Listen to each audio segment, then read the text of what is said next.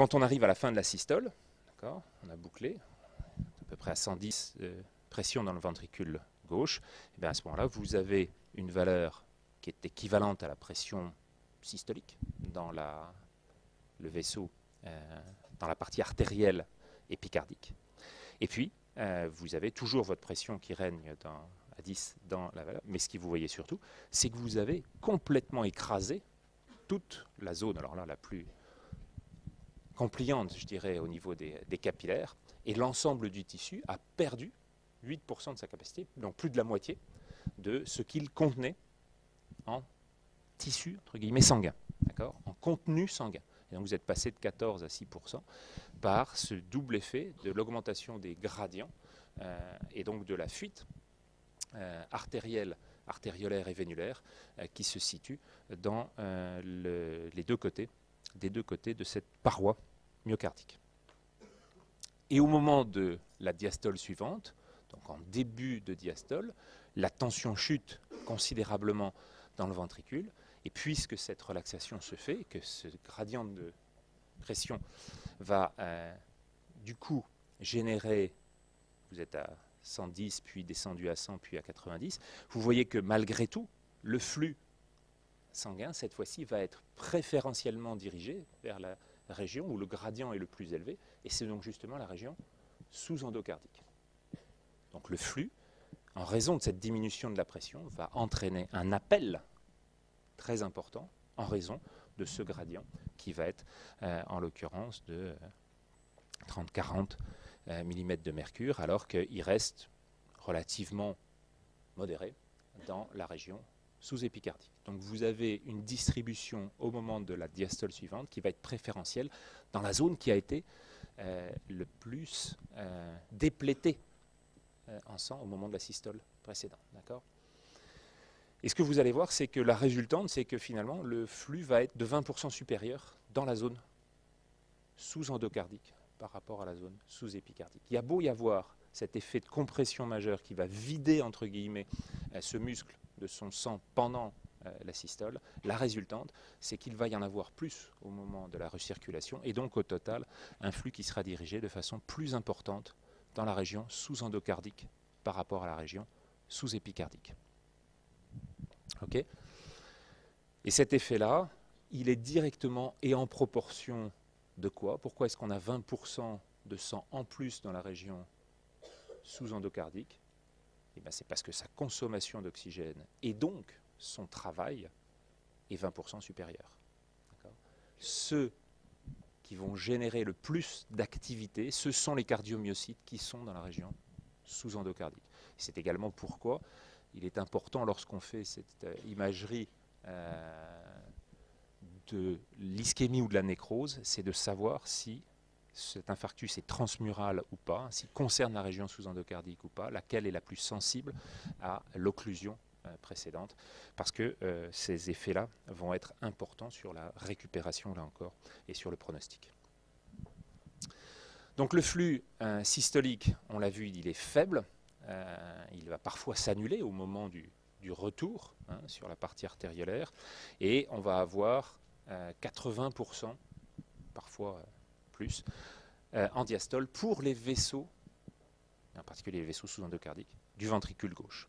Sur le ventricule droit, c'est un petit peu moins important, puisque je vous l'ai dit, le gradient de pression est plus faible, 30 mm de mercure de pression systolique maximale, et ça va s'équilibrer entre 50-50 pour la diastole et la systole. Par contre, si ces pressions augmentent dans le ventricule droit, pour des raisons d'hypertension artérielle pulmonaire, qui sont des maladies assez graves, on n'a pas vraiment trop de traitement, et qui vont se traduire par une augmentation de la pression dans l'artère pulmonaire, dans les vaisseaux pulmonaires, puis dans l'artère pulmonaire, et donc en compensation une hypertrophie et un régime de pression plus élevé dans le ventricule droit, vous aurez progressivement un décalage qui se fera également vers une perfusion diastolique préférentielle.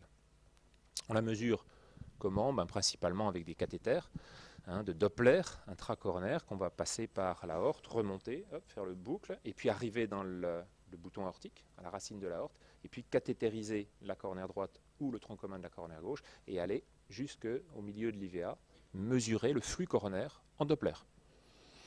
Et cet effet-là, va vous donner, lorsqu'on est dans l'interventriculaire antérieur, ici c'est une coronarographie, on peut mesurer au milieu de ce vaisseau ce flux. Et ce flux va vous donner cet effet. Ici, vous avez la variation de la pression artérielle au cours du cycle cardiaque. Voilà le flux de l'IVA, donc le vaisseau qui est le principal vaisseau irriguant le muscle du ventricule gauche.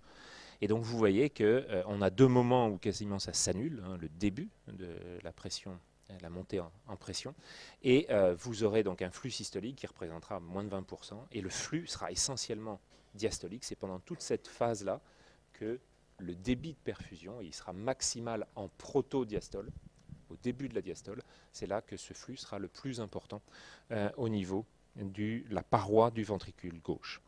Au niveau du ventricule droit, c'est un petit peu plus équilibré puisque c'est à peu près 50-50. Il faut imaginer la surface ici jusqu'au 0. Et ces deux surfaces sont à peu près comparables. Mais avec un effet, donc vous voyez que l'effet de contraction va quand même avoir un impact important sur la suspension transitoire, mais la suspension de cette distribution du sang. Donc ça, c'est les forces compressives et on peut les mesurer. Donc là, ici, trajet Doppler, donc ça c'est dans la vraie vie, et en augmentant avec de l'adénosine le flux, montrer cette augmentation de la part diastolique, et ça ici c'est la part systolique, en Doppler intracoronaire. Donc vous regardez combien il y a de globules qui passent devant votre sonde d'écho-Doppler, toute petite sonde, et c'est ces globules qui vous forment la trace ici que vous mesurez, dont vous pouvez mesurer la vitesse par un effet Doppler très classique. Donc ce cycle, je vous l'ai dit, il va être de 20% supérieur dans la région sous-endocardique par rapport à l'épicarde, et en raison d'une contrainte pariétale moyenne supérieure dans la région sous-endocardique par rapport au sous-épicarde, hein, principalement à nouveau parce que cette mise en tension est plus importante, et la tension est générée de façon préférentielle et prioritaire dans les cellules, les cardiomyocytes du ventricule gauche, et l'épicarde contribue partiellement à cette valeur. Mettez un petit panneau là-haut parce que sinon vous allez être dérangé jusqu'à la fin du cours. Donc dites-leur simplement de prendre la porte d'à côté ou d'attendre gentiment jusqu'à 12h30, sinon vous n'allez pas finir là. Et puis vous aurez donc ensuite une vasodilatation qui sera limitée si par contre vous avez des élévations des pressions de remplissage, merci, ou des surcharges de pression liées à une hypertrophie primitive ou secondaire à 12h30. Non? Ouf. C'est 11h30 aujourd'hui? Bon.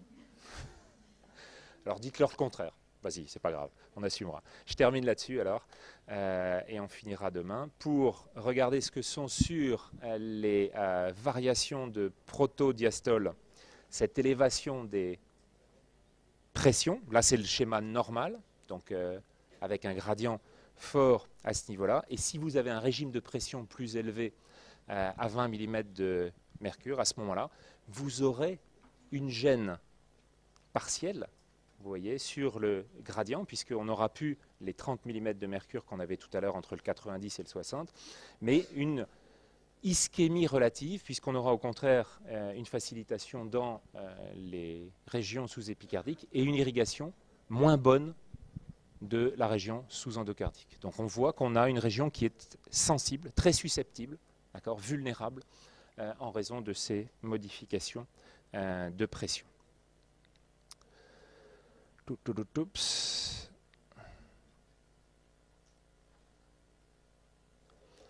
Et ce qu'on verra demain, ce sont les effets dits d'autorégulation à l'intérieur de ce système pour regarder ce que sont justement ces effets de modification du débit en fonction des modifications de pression. Merci.